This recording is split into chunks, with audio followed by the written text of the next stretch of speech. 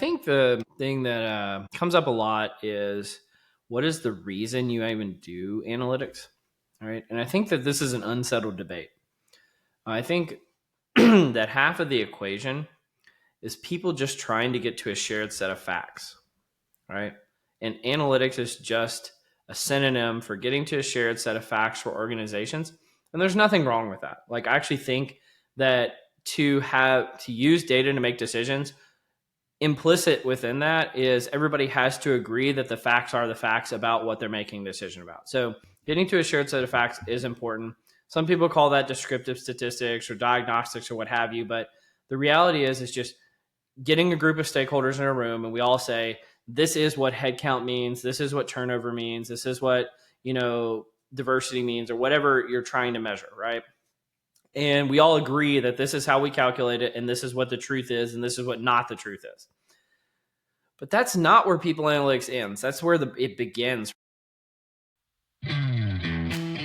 Welcome to the Science for Work podcast, where we explore evidence-based insights from IO psychology and HR management to help make work better. I'm your host, Matt Lampe. In today's episode, we're joined by Cole Napper, author, data scientist, and people analytics leader. We have a conversation about what it really means to connect research, data, and decision-making within the world of work. Cole's new book calls for us to recenter the field of analytics around value and relevance. It's not just about producing insights or generating dashboards. It's about creating what he calls existential value, the kind of work that becomes so essential that decisions can't be made without it. We talk about how people analytics evolved, the challenge that it faced in staying connected to business impact, and how it can now reestablish its role as a strategic partner to leadership. Cole shares how his team is using labor market intelligence and AI to understand workforce trends on a global scale, revealing how data can become a source of foresight, not just hindsight. But this conversation isn't just about methods or models. It's also about purpose, about understanding why analytics exists in the first place, and how aligning on a shared set of facts can create better questions, better decisions, and better outcomes. We also explore what it looks like to bridge research and practice, the varying mission of Science for Work, translating evidence into practical application and action back into learning. It's an exchange that reminds us how science and practice fuel one another, and why that connection is more important than ever.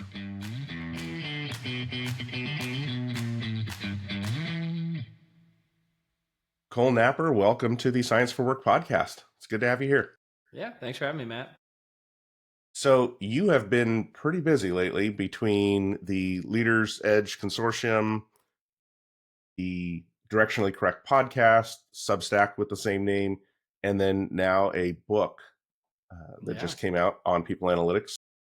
Lots of really exciting things that we can jump into. But before we get into all that, for those who don't know who you are, can you provide a little bit, tell us who you are? Who's Cole Napper? Sure. So I'm Cole Napper. I think that we've said that enough now. I have a background in IO psychology, so a PhD in that from Louisiana Tech. I spent most of my career being a people analytics and workforce planning practitioner. So worked at some big companies earlier in my career, like PepsiCo, Toyota, Grainger, Texas Instruments. Went into the startup world for a little while. And that was fun and interesting. Made a brief stint back at FedEx, leading their global people analytics and workforce planning team before recently joining Lightcast as the VP of Research, Innovation, and Talent Insights. So exciting times. Yeah. Absolutely. And all the other stuff you mentioned too that I do. I do a lot of things. A lot of times I even forget all the things that I do because I'm doing so many things. So yeah, I've got a lot of stuff going on. That's great to keep engaged and to keep busy with all those things. And plus, I mean, I can just imagine that diverse experience probably has influenced a lot of the way that you're currently operating things with Lightcast, but then also the book, which let's just jump right into that because I'm curious. I do have the book. It's right here next to me, and I have started reading it. My only complaint, and it's a soft complaint, is that I'm taking too many notes as I'm reading it. I'm like, oh, that's a good point there. Ooh, I should look into that. And so That's I not a find myself. complaint, Matt. That's called praise. Thank you for the praise. All right. So with the book, I'm curious. So the book, okay, it's on the shelf behind you. People analytics using data-driven HR and Gen AI as a business asset. What prompted wanting to write this? I think there's 3 sections to the book, and I think each section was kind of a different motivation of sorts. So the first section is called business value. One of the things that I had been witnessing over basically my entire career is that people analytics and some of the people who I really admire and look up to in the field, like the John Boudreaux's, the Alec Levinsons, the Alexis Finks of the world, they've always been doing research on how to make sure that using data about our employees has an impact on the business that we work for. That it's not just a novelty item. It's not just, ooh, that's interesting. And I just felt like that people analytics had kind of gotten into a cul-de-sac of just doing quote unquote interesting work, but it had become sort of devoid of having business value. And that's been really a challenge.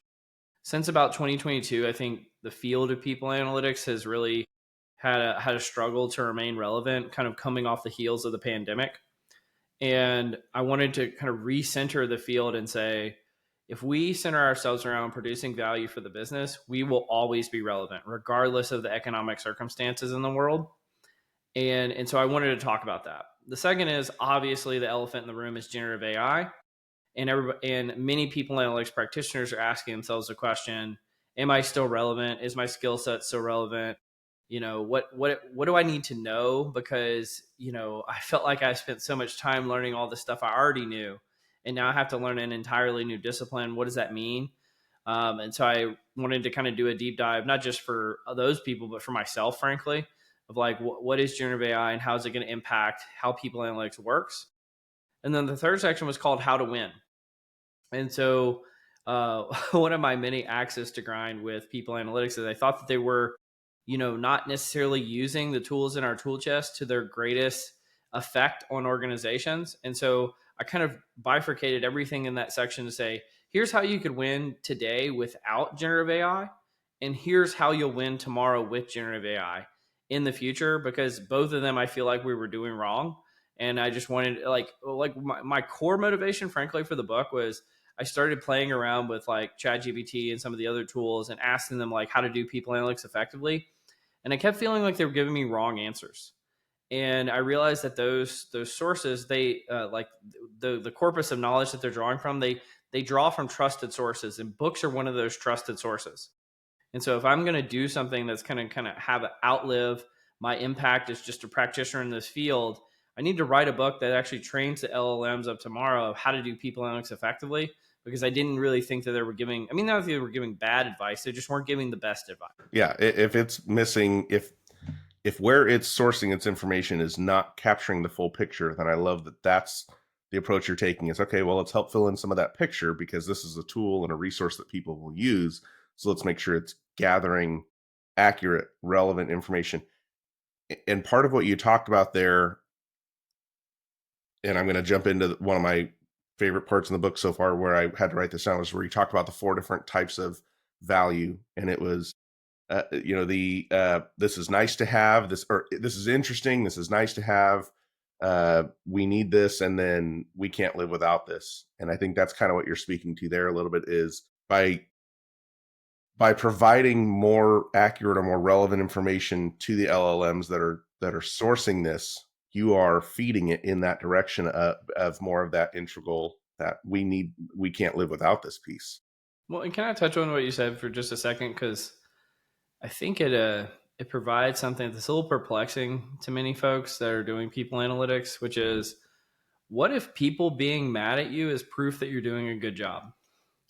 Right. And this gets into that point about, starting out at interesting, but moving in all the way to what is called existential. Right. And if business decisions cannot get made without your input, you're doing a great job. Right. And so therefore, sometimes people are going to actually be upset with you because they can't get your data quickly enough, or that, you might have a different perspective than they have, but they know that your work is existential to the success of the company. And that is a win. And for the life of me, I don't think I've ever heard anybody else frame it that way, as this is what good work looks like, because most people are looking for, high fives and pats on the back. And that, I mean, there's nothing wrong with those. It's just that's lower on the maturity curve as to where you want to be if you're making an impact on organizations that you support. And I think as businesses go through their ebbs and flows of all of these different factors that influence how they're making decisions, are they thinking long term? Does long term now mean 6 months or 6 years? And then you see, okay, we're tightening the purse strings a little bit. We got to cut back because our revenue forecast, whatever.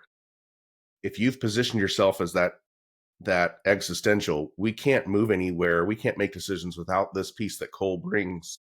You've just built in job security that this is really interesting work that Cole does might not have. Those two different Yeah. elements have a whole different spot in that conversation, where you have what you're able to weather that economic Yeah. factor that may disrupt a whole bunch of other positions.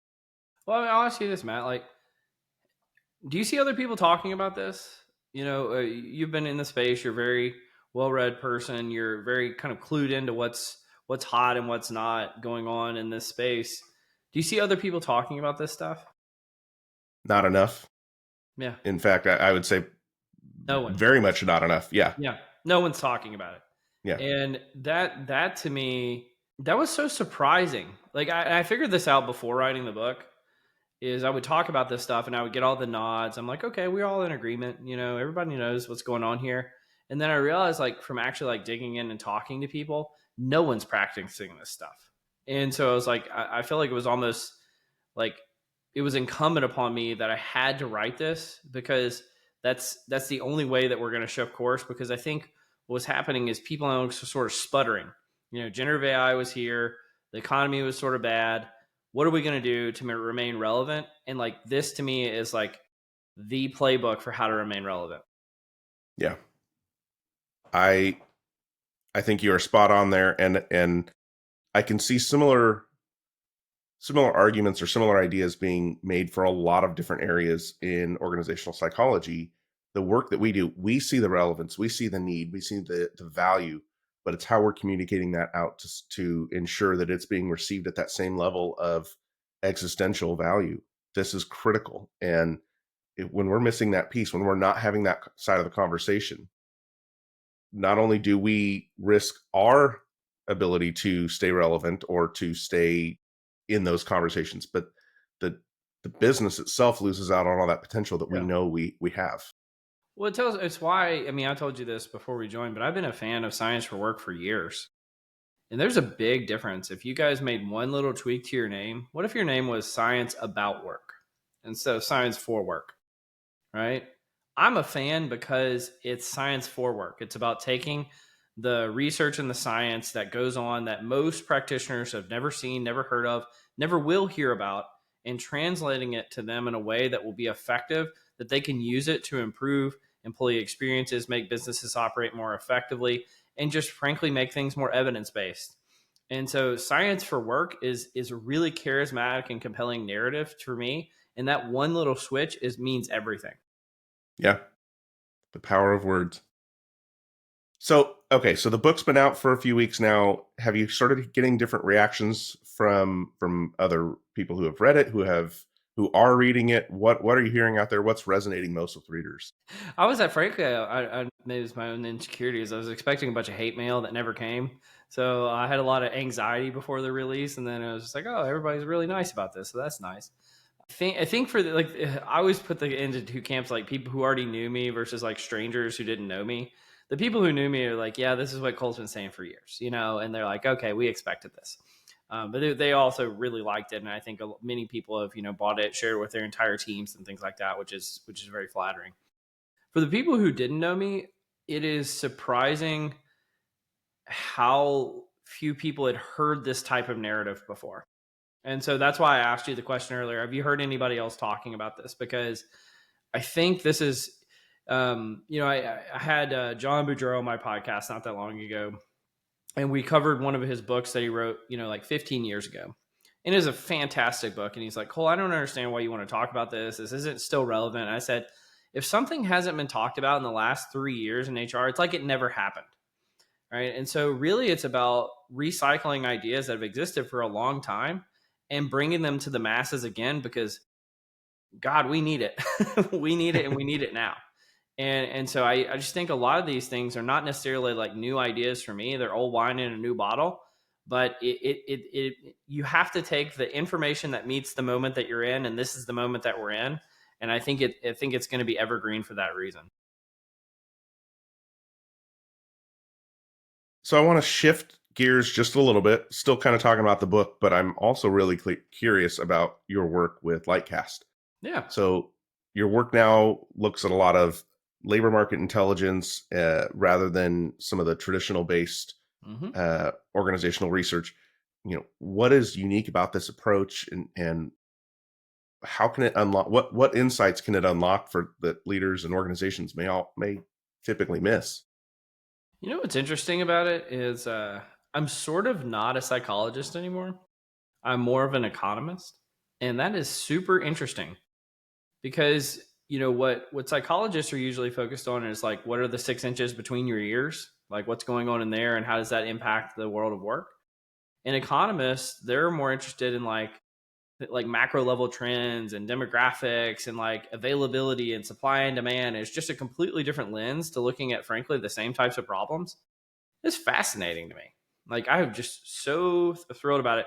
I'd done so much work in my career on employee listening. I kind of jokingly say, I don't really mean this, but I jokingly say like I'm kind of tired of hearing about people's feelings because you heard about it enough. You've heard the same things over and over again for a long time. You're like, oh, you feel like your pay is too low. Oh, I'm sorry. Like what are we going to do about this? And so moving into the kind of the more labor economic space has been fascinating for me. And just the volume of data is just next level. So when you're doing people analytics or IO psychology, most of the time you're just focusing on things within a single organization or a single experiment. We have data on everywhere in the entire globe. So 165 countries, 3 billion job postings, 1.2 billion profiles of individuals around the globe. The volume of data is hard to comprehend. And so that gives me the ability as the VP of research, I can answer almost kind of any research question. So, if I publish something called weekly data snacks. And so they're just like little snippets of data about a particular question and publish them once a week. And, I've done things about, people analytics and workforce planning, but also like what happened with Doge and how are jobs being reshored in manufacturing in the United States, and, what's happening with, like return to office policies, and like all these different, like kind of somewhat random questions, but they're all about the world of work. But the data and having labor market intelligence allows me to do really interesting research, but also for organizations to look at that and say, wow, we're having that same problem about return to office right now. What if we had this type of data available to us and we could answer those same types of questions that Cole is asking kind of in mass for our organization? This will really make a meaningful difference. And so I think it's fascinating working at Lightcast. They have a lot of things related to the kind of the job postings and profiles I mentioned, but skills data, compensation data, all of it is incredibly interesting. So an assumption that I'm making. So tell me yes, no, off the mark, not even close. An assumption. Your comment there was I'm not much of a psychologist anymore. I would actually push back a little and say it's because you have that added lens that you are going back and forth between, okay, well, we're looking at what's the data say about this organization, about the industry at large, the global data, whatever it might be. But then you are one of those that have the ability to bring in the psychology lens as well, to say, and we see how this impacts people Yeah. or I anything mean, like I that. will say I work with a lot of economists and I perplex them a lot. They're like, why are you talking about this, you psychologists? And so you're actually right about that. One of the things I jokingly say is like, if I didn't care about human beings, I could make a lot more money, because like all of the things that we learn, like the skill sets that we've learned in our career, I could make so much more if I just wanted to do it for like finance or computer science or something like that. But like the thing that makes it interesting to me is that humans are a part of the equation. And that to me is kind of what motivates me in the first place. So when you are seeing organizations start using some of that global data, when they're using the information, the snack, what was it, snack Data bites? snacks, but we publish like big research reports too. I'm just giving those as an example because I post them on LinkedIn all the time. I was gonna say, I know I've seen them on LinkedIn. I see them in my email as well. But so when you see organizations start applying and using this kind of data when making some of those workforce decisions, are you seeing tangible benefits, or are you hearing feedback that, hey, this is actually moving the needle well for us in this direction or that direction, or is it just kind of throwing it out there Well, I and think like, like let me talk about some of our bigger research reports because I think that's more where you're getting at. So since I've been at Lightcast, we have published kind of four major research projects that are kind of relevant to what you're talking about. One was called the speed of skill change. We published another one called the workforce risk outlook. We published another one called Beyond the Buzz, which is about the introduction of generative AI across many different occupations and professions. And then this was actually before I joined, but also the rising storm. And the rising storm was kind of the catalyst for all of these. And it talks about how demographic shifts are going to create labor shortages, and organizations aren't ready for that.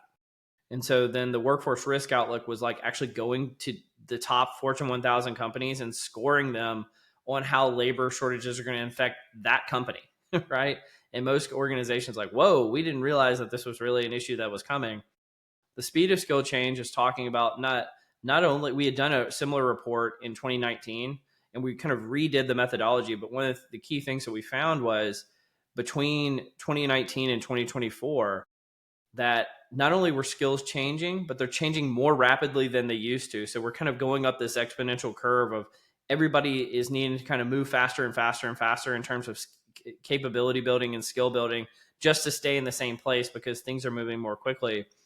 And then the Beyond the Buzz, that has been so relevant. We actually mostly published it for big enterprises, but the thing that we found is higher education has, even beyond those big enterprises, has just been needing this data so badly about how is AI going to kind of impact or disrupt or augment different types of roles and different types of skills, but also to like separate the signal from the noise. So everybody reads the headlines of like AI is going to take all your jobs, and it's just not, or at least not now.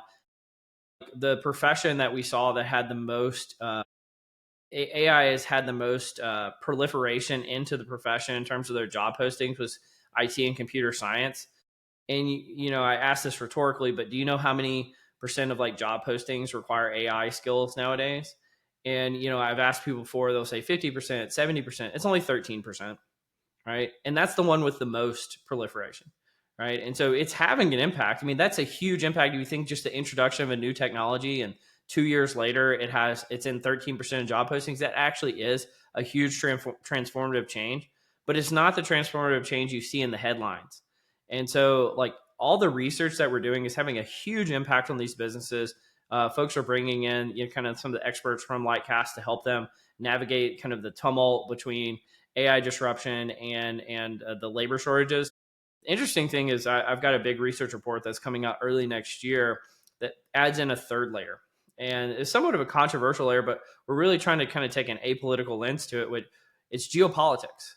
So if you look at like what are the things that are going to impact organizations, employees, and the labor market over the next 5 years, it's labor shortages, it's AI disruption, but it's the geopolitics. Like what changes that happen with immigration policy affect workers? Changes that happen with inflation and tariffs and supply chain disruptions and everything else that we see in the news that's going on have huge impacts on not just the United States workforce, but then global workforce. And so we're taking kind of a global lens and looking at that. And that's going to be kind of the long pole in the tent of some of the research that I'm working on right now. And it's very, very exciting. I'd be very interested to see that when it comes out. So I'll keep an eye on that, and we'll post something when that comes out as well. Yeah. Well, now I'll say this too, just like to kind of compare this to my career in people analytics. I would have never been able to publish this type of research doing people analytics, at FedEx or Texas Instruments or something like that. We might do some of this type of work internally for the organization, but to kind of look at the entire macro economy, that is something that Lighthouse allows me to do. And it's so cool and interesting. Yeah. So one of the core goals of Science for Work is making research actionable. Yeah. So from your vantage point, what's the hardest part, or what are some of the hard parts about turning analytics into action? Where do leaders get stuck between that? we know about this and we're doing something about this. Yeah, I think the thing that comes up a lot is what is the reason you even do analytics? All right. And I think that this is an unsettled debate. I think that half of the equation is people just trying to get to a shared set of facts, right? And analytics is just a synonym for getting to a shared set of facts for organizations. And there's nothing wrong with that. Like, I actually think that to use data to make decisions, implicit within that is everybody has to agree that the facts are the facts about what they're making a decision about. So getting to a shared set of facts is important. Some people call that descriptive statistics or diagnostics or what have you, but the reality is it's just getting a group of stakeholders in a room and we all say, this is what headcount means, this is what turnover means, this is what, diversity means, or whatever you're trying to measure, right? And we all agree that this is how we calculate it, and this is what the truth is, and this is what not the truth is. But that's not where people analytics ends. That's where it begins, frankly, in my book. So the other camp is using analytics to make decisions, but also to model future scenarios. So this could be prediction, this could be prescription. So prediction is what will happen, and prescription is what should I do about it. And the reality is you have to create enough infrastructure to get to a shared set of facts, but then have enough sophistication and expertise to be able to make those predictions, to make those prescriptions, and to influence change. And this is where it actually gets in kind of the social sciences of like influencing change. How do you make decisions? What is the decision science behind this, and the people science that's going to make and take the science and frankly, a part of that those shared set of facts is bringing in the external research to show, hey, this is what other people have done before. This is what the science is saying. And this is how, and frankly, sometimes this is the debate that's ongoing in the field about what you might do about this. But at least we all are coming to the equation equally informed. And I think that's what's kind of fun and interesting and beautiful about this work. One of the phrases that I use often, and I've probably said it on this podcast multiple times, is the meaning of your communication is the result you are getting. And it stems from neurolinguistic processing, but it's all about, does the message, are we talking the same language? When Yeah. I comment on, or when I call out something as data, are you understanding exactly what I mean by that? Or do you have a different interpretation of that? Because if we're not on the same page, then to your point, everything else that we're doing is going to start to skew. Yeah. And I have it written on my whiteboard over here. It's sort of a cynical take, but it's actually true. It says the point of a system is what the system does. Right. And so what I mean by that is like if the point of people analytics is to make decisions are what will happen. But if the point of people analytics is just to slow everybody down or confuse everybody, that is what people analytics' point is. and so we have to be, again, a proactive function. So the point of the system is what the system does. If we are a proactive function, if we're looking into the future, if we're influencing decisions, that is who we are.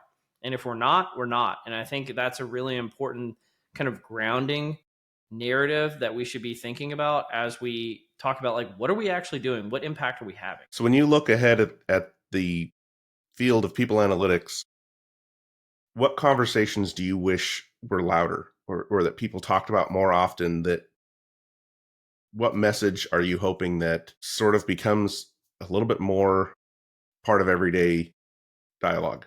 Yeah, well, maybe this is a good kind of pivot to the leading edge consortium for a second, because so I'm not actually speaking at the leading edge consortium. It's myself and Stephanie Murphy are co-chairing the conference, and so we kind of get to be whatever Ken Jennings or Vanna White or whatever you want to call like the people actually like introducing the folks on the stage. But what we do get to control, and why I'm so stinking proud of this conference, is we control the content and the speakers. And I've been planning this for over a year. I really rack my brain to make sure that not only we're going to get the best speakers, but the best content. And the thing that we settled on is that when you want to meet this moment that we're in, what does it need? It needs real data, It needs to be innovative in introducing of these new methods, not just like saying, oh, those methods for other people, but we're actually like our methods from 1980 are way better, and they're not. And so it's like it's not only just saying, hey, we're going to use real data, but we're going to use the new tools that everybody's talking about. We're going to teach you how to, and then also to make it fun and engaging, right? Because this doesn't have to be scary and hard. It can be fun and engaging. And I think that is kind of the message that I want to convey to people analytics right now is if you become proactive, if you become the early adopter, if we come and learn from the best and brightest people in the world on how to do this, you can see that not only should you not be scared, but that people analytics are the leaders of the future of HR. Like we might be all that's left of HR 10 years from now if we meet this moment.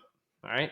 And we're here to teach you how through my book, through the Leading Edge Consortium, through frankly, all the people I invite on my podcast, all the people you have on yours. These are the people who are going to teach you how to lead into the future. And that's really what's important. Okay, so for Leading Edge, what are you most excited about? I mean, you're stepping in as either Ken Jennings or Vanna White. Is there a what are you most excited about? Well, I mean, I personally, I'm most excited. Just get to see a lot of really cool people. Like a lot of these folks, I get the pleasure of not only getting to cultivate, these great speakers with great content, but a lot of these people I call friends. And so I'm excited about seeing my friends and getting to see them shine and kind of glow up, as the kids say nowadays, in front of everyone, because I know how amazing what they're doing is, but the world may not. And so what I'm really excited about is get to see all of these different individuals share kind of their life's work. Like what's the best thing you ever did? And what's the best thing that you're doing right now, and letting the whole world see it. I mean, I'm really, I know this is an opinion, so I can't state it as fact, but I really think it's true. It's like, this will be the best people analytics conference that's ever happened. And it's because I've been to all the other ones, and most of it is like vendor pitches and like infographic, like it's a lot of like very base level stuff. And if you give like a halfway decent presentation, people will come up to you and just swarm you and say, that's the best thing I've ever heard. And it's like, imagine if you went to a conference where every presentation was the best presentation you've ever seen. And that's what the SciOp Leading Edge Consortium is going to be. And it's going to cut across IOs, but 50% of the presenters are non-IOs. And that was not an accident. It's like, I actively wanted to make sure that this cuts across the entire people analytics community, that everyone feels welcome and they get to see truly the leading edge from this perspective that maybe they've never seen before. I mean, it's going to be really, really good, if not the best.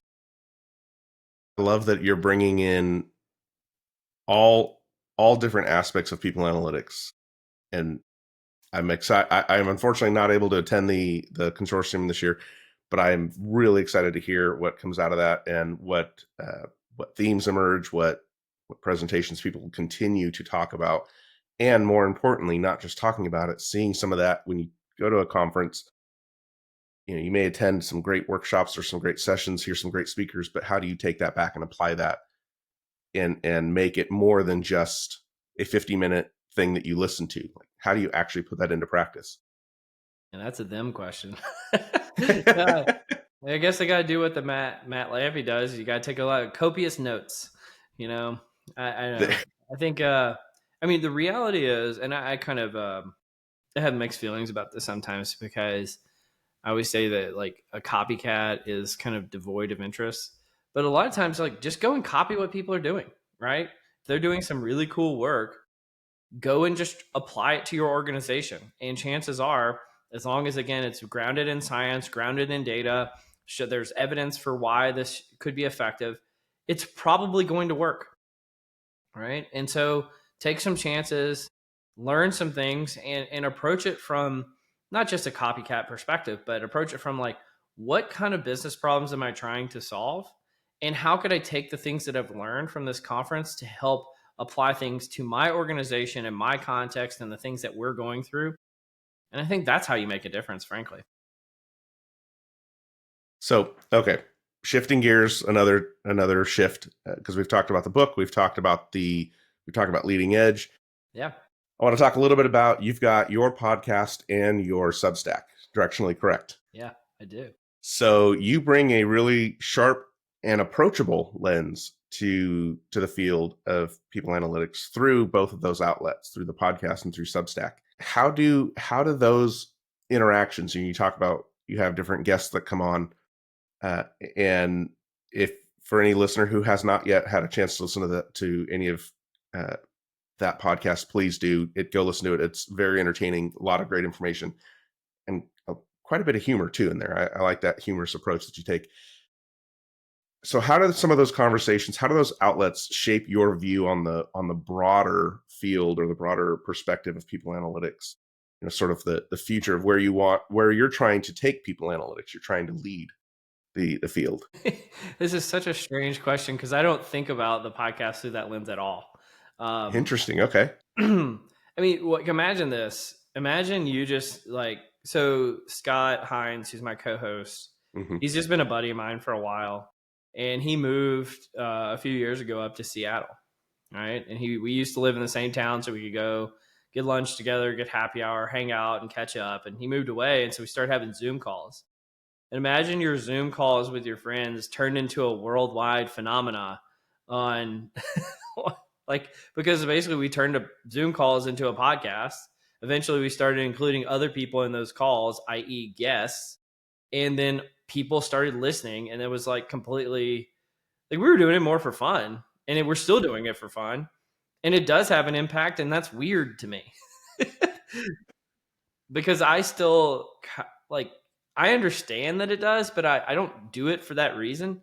I'm just trying to have fun and make friends and get to have interesting conversations with people who I find interesting.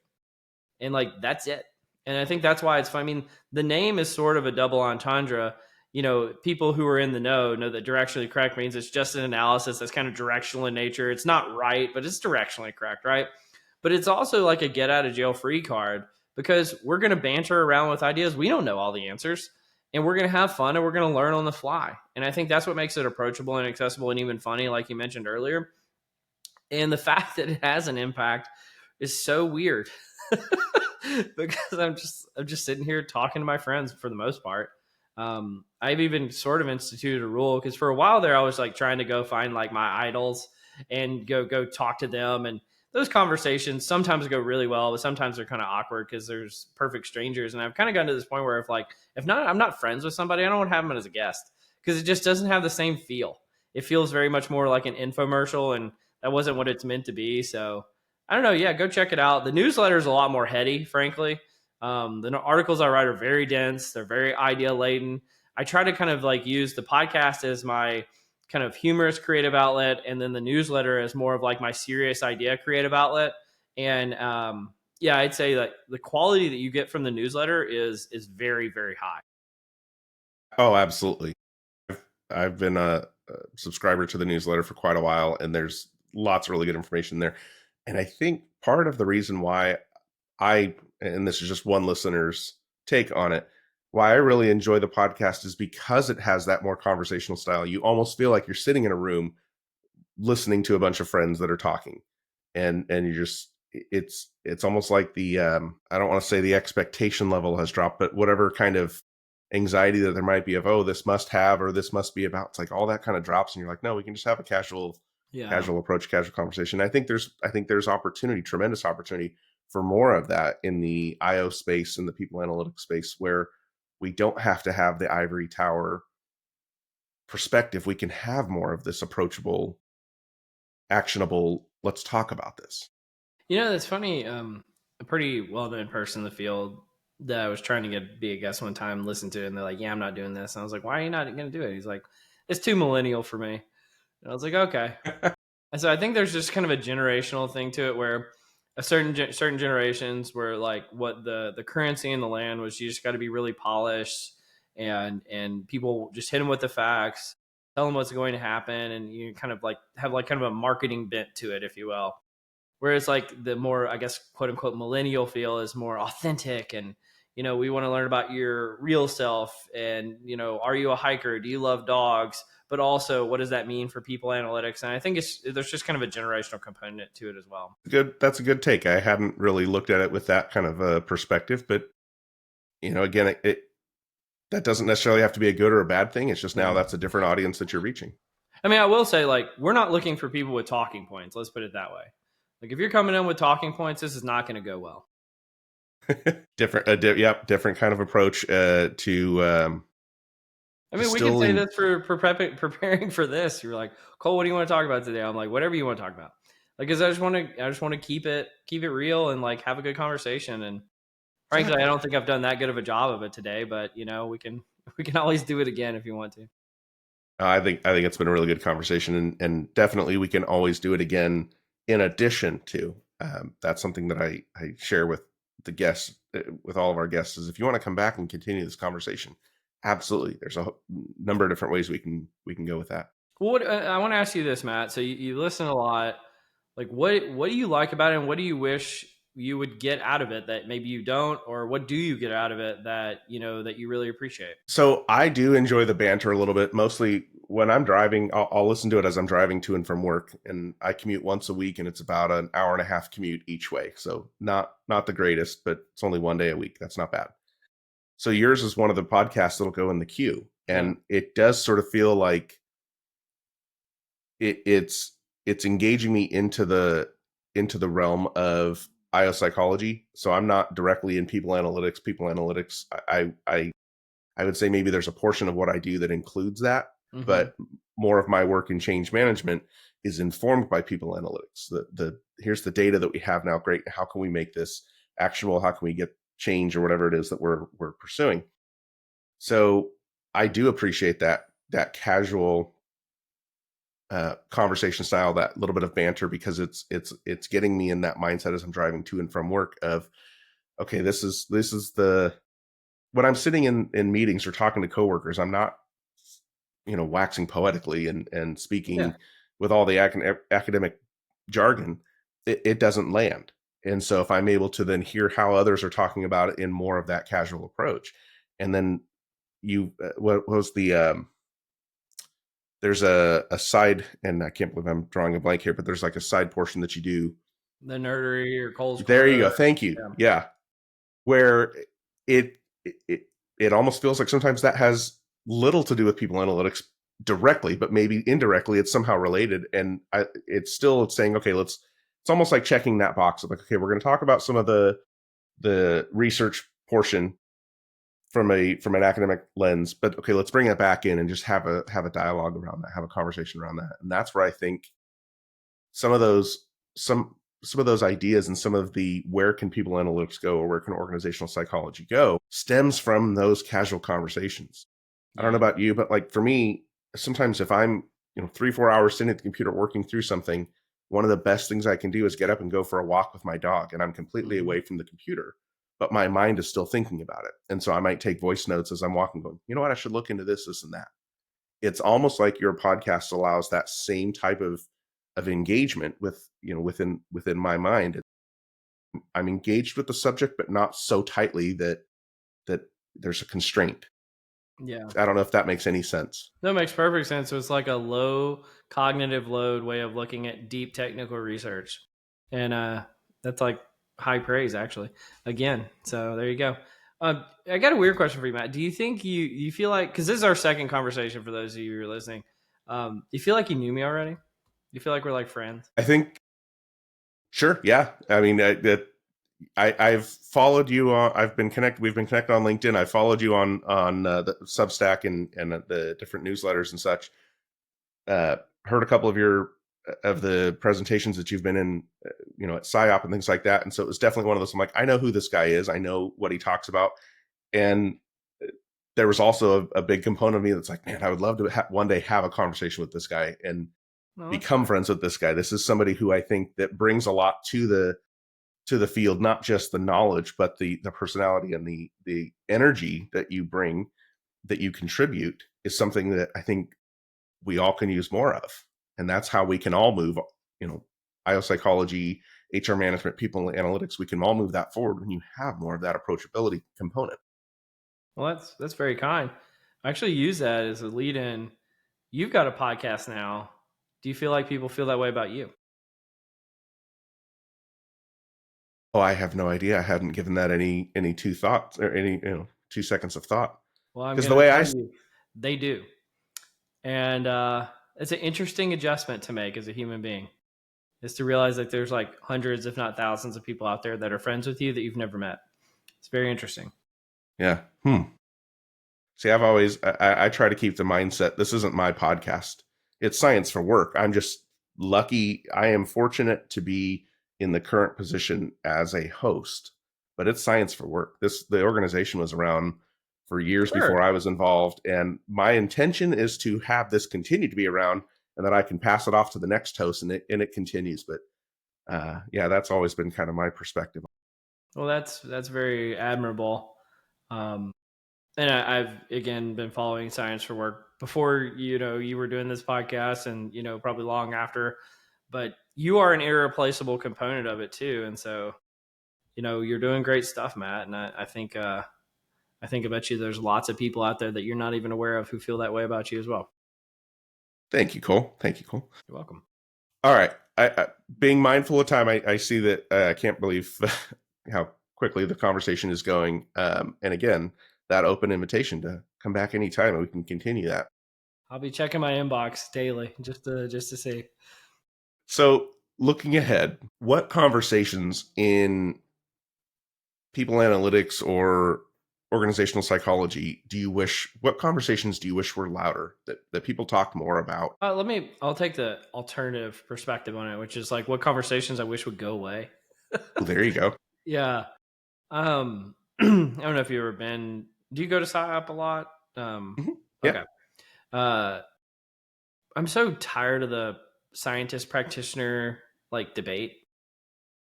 Like here's my Tell view me on it. more. If you're an academic, you should be doing science that informs work. And if you're a practitioner, you should be using that science to inform your work. And both parties are dropping the ball on it, right? They are.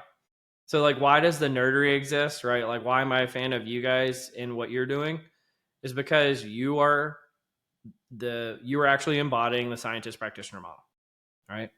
It's like we're taking research and in mass, we've probably educated, and I'm not trying to be grandiose here. We've probably educated more lay practitioners, so maybe even non-psychologists, on what academic research has to offer than anything out there, maybe other than like Adam Grant or something like that. Because most people have never come across this stuff. And that is incumbent upon us as scientist practitioners to do that. And I'm so tired of academics who are doing completely irrelevant science. And I'm so tired of practitioners who are not holding up their end of the bargain too. So let's let that end. How about that? Because I There you go. promise you 10 years from now, SciOps can have another session about why isn't the scientist practitioner model working? It's because we're both not holding our ends of the rope. That's a very intriguing perspective, and I don't disagree with you. I think I do like the idea of that conversation kind of not getting louder. Yeah. And so going back to the book a little bit, bringing that in as we wrap up the episode here. From your book, what would be if a reader only took away one or two key things from your book, not just from that was interesting, but the existential piece of I can't do anything without this. Like what would you hope a reader took away? Yeah, I think the two key messages, and I talk about them a lot in the book, but one is just pay for yourself 10 times over every year. All right. I don't see anybody doing this. Make a commitment to the business. You'll pay for your team 10 times over every year. And even if you fall halfway short and you pay for yourself 5 times over every year, no one's going to complain. All right. It's a great way to prove that you're adding tangible business value, that you are a profit center, not a cost center. No one wants to reduce a profit center. Everyone wants to reduce a cost center. It's just business 101. Right. And the second thing is just don't be scared of AI and use it. And I've given you lots of ways to use it. Right. And it's quite exciting. Right. Like one of the sections in there, I say, you can run another employee survey if you want to, but you'll never have to run another employee survey again if you don't want to. And I don't want to run any more surveys. I've done enough of them. All right. I've analyzed enough. I've done the coding. I've got a lifetime's filled share of that. And maybe you won't have to anymore. And you might even get just as good, if not better data by doing that. And another thing that's interesting, I had a conversation about this is actually not in the book, but I think it's related to the surveys point. It just got me thinking about it. Is I was talking to somebody about taking information you learn from other disciplines and applying it to psychology. And one that comes from economics and politics is something called stated versus revealed preferences. So a lot of times that the information you get via a survey is a stated preference, right? It's what people say they feel about something. And then what happens as a consequence of that is a revealed preference. So sometimes people say that the thing that matters to them most is compensation, but then they quit because their boss sucks. All right. Well, the stated preference is compensation. The revealed preference is how they feel about their relationship with their supervisor. And I think IO psychology could learn a lot about trying to separate the signal from the noise of stated versus revealed preferences. And I think that in itself could be a huge learning area for our field. The other thought that comes to mind there with surveys, yes, on our end, you said, I'm tired of running surveys, tired of doing the coding and the analysis. The employee is probably tired of doing surveys as well, because there may be 3 or 4 different departments throughout the entire organization. They're saying, well, we're going to run a survey on this, and let's just do a quick survey on that. And before you know it, one employee has 7 surveys throughout the entire year. And by the 3rd or 4th, they're just hitting C right down the middle. And so does that really give you that's more static than any kind of signal or noise? I mean, I really firmly believe this. I've done some studies on this in the past, so I'm not just making this up, and IBM has done some really great work in the past on this as well. People are not tired of taking surveys. They're tired of taking surveys that nobody takes action on. And so IBM always had the mantra, you spoke, we listened, we changed. It's not just enough for them to speak. It's not just enough to listen. You have to change based on what people say. If you change based on what people say, people will take surveys to the end of time. But it's that you have to show that the actions that are taken by leadership are tied to the survey results. And most organizations just don't do that effectively. Yeah. Cole, this has been a fantastic conversation. Really enjoyed it. Really enjoyed getting to know you a little bit more, talk about your book, Leader's Edge. Where can people learn more about you, connect with the work that you're doing, stream the podcast? Where can people find more? Actually, probably the easiest nowadays, because I kind of lumped it all into one. It's relatively new. Is I created a website, colenapper.com. So you can find the book, you can find the podcast, I'm actually launching a training academy. Like all the different things that I do are on my website. And so you can find it there. Yeah, it's a great way to find me. And obviously you can find me on LinkedIn, or just search for the podcast or search for the book on Amazon or wherever. But yeah, colenapper.com. Excellent. We'll make sure to put that in the show notes as well. And I didn't even think to get to the academy. So yeah, definitely. We're going to have you back. And it's not live yet. So there's nothing to share yet, but it's coming. So there's a wait list and everything for it right now. Very cool. Excited to hear more. Yeah. Thanks, Cole. Man. Thank you again for a great conversation. This has been fantastic. All right. Appreciate you, Matt. Thanks for having me. Thanks for listening to the Science for Work podcast. If you enjoyed this episode, consider sharing it or leaving a review. It might just be the opportunity that helps someone else discover evidence-based insights they can use in their work. For more research-backed resources, articles, and tools, or to get involved with the Science for Work community, visit us at ScienceForWork.com. A special thanks to our guest and to the entire Science for Work team. Science for Work is an independent, nonprofit foundation of evidence-based practitioners who want to make work better.